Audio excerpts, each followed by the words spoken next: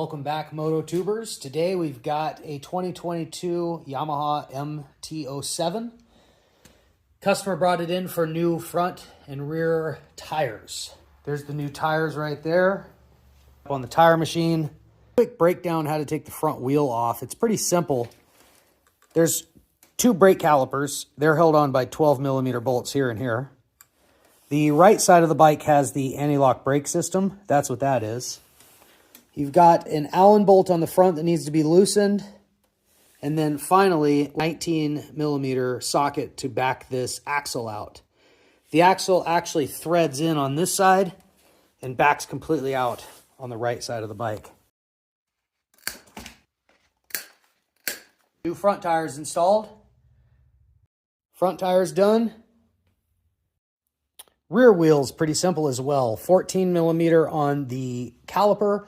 Pop that off. Go ahead and stick that in a bag so it doesn't scratch anything. Loosen this side up and then the axle pops out. Pretty simple.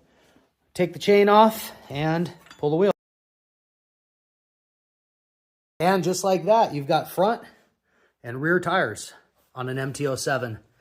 Just a heads up, this side of the axle is directional.